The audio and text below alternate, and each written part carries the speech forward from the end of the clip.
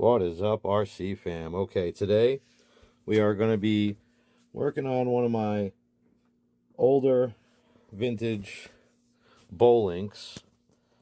It's a 65 Pontiac GTO, 67, 70? 67. Okay. All right.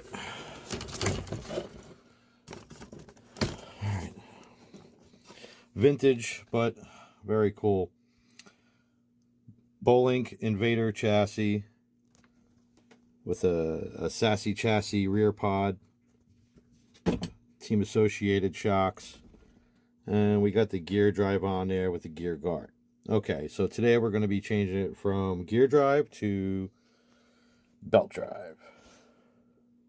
So let's get started. First thing we're going to do is remove that nut right there. Okay, we have the nut removed. Let's lift off the whole wheel assembly. Bearing on there. Bearings in there. Leave them right where they are. First thing we're going to do is remove the gear. Drive plates and bearings in the gear. Put that right on the side. Next thing we have to do is remove this pinion gear. I've removed the pinion gear and I have loosened the bolts on the motor so we can adjust it to tighten the belt when we need to. Okay, so I have a bunch of adapters and bearings and stuff to see if we could adapt this belt drive gear. Here is the pinion with the set screw already on there. Belt drive pinion. Let's get that on there. Just slide that right on. And I believe that we're going to be using this little white adapter right here. Let's drop that right on there.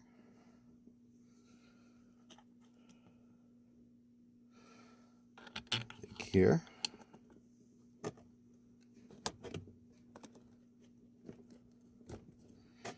Let's move this motor in.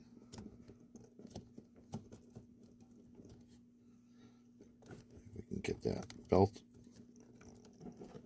over that gear. There we go. Oh, that wasn't too difficult. Or was it?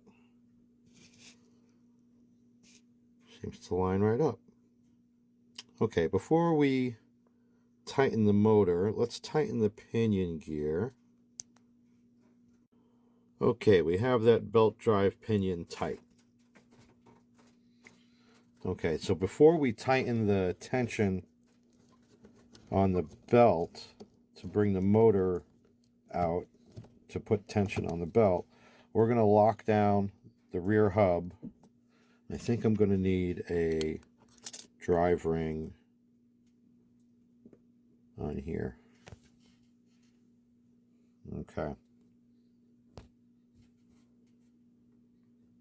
Wow, that actually worked out really nice. Okay. Back on with the whole wheel and hub assembly.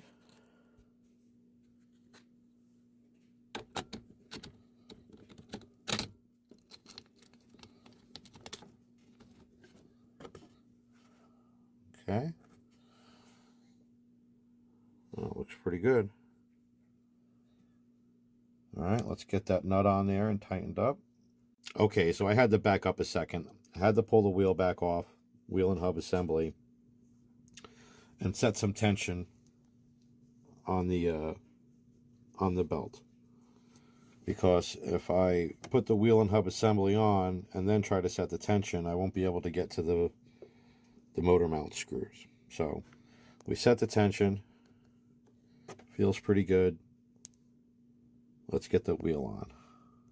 Okay, we got the nut back on. The wheel is tight. The belt is tight. And I think we are ready to go. Looks pretty good. I like that. First time I've ever converted a gear drive to a belt drive. So there's actually a layer of permafrost still outside on the ground. So before we can do a test drive with this bad boy, I'm going to have to let the permafrost melt. Alright guys, thanks for watching, and stay tuned for a running video. Have a good day.